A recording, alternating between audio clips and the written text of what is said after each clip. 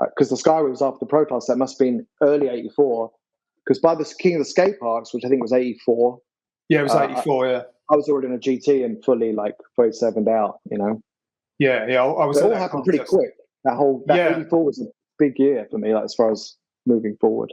That was a big year for sort of BMX in general, wasn't it? '84. That was that was probably the last big year. Yeah. So, and can you remember shooting the double air with Eric at ROM? I saw that. I vaguely remember. I don't remember the vibe though.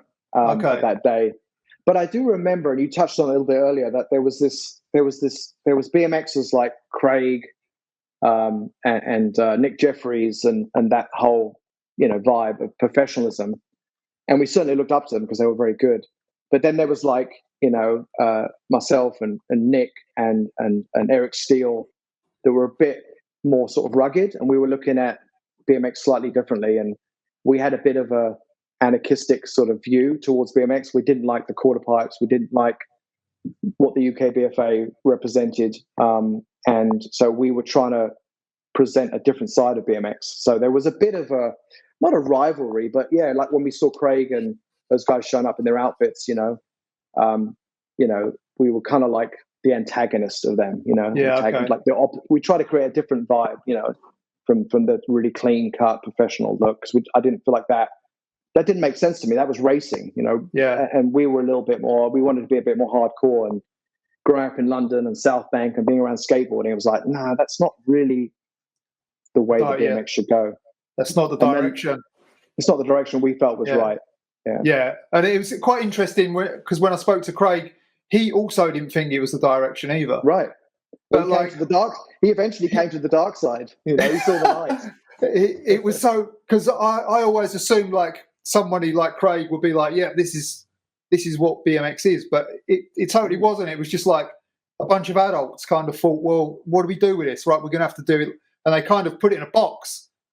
100%. And then like, because if you go back before that, it didn't look anything like that. It was just like you say, it was rugged. It was like motocross or something. Yeah.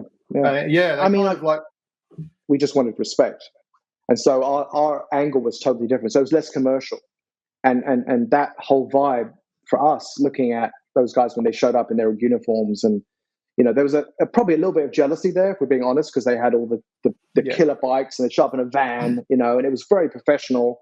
Yeah. And they were staying in hotels and we were staying in a tent, so there was a bit of jealousy there, but it created in my mind, a sort of healthy rivalry between there's this vibe you can catch on to, or there's sort of more like our vibe, which sort of evolved into, the anarchic adjustment and that whole movement, Yeah.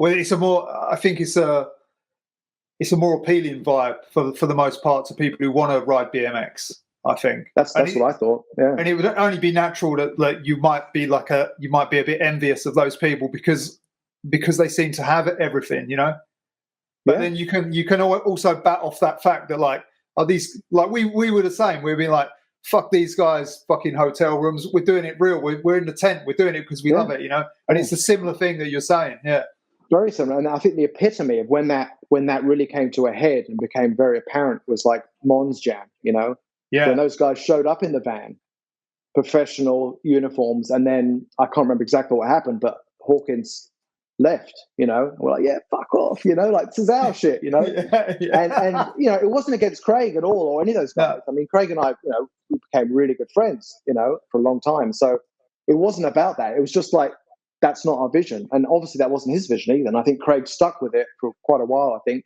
and put up with a lot of stuff. Because it was, it offered him, it was a career, Yeah.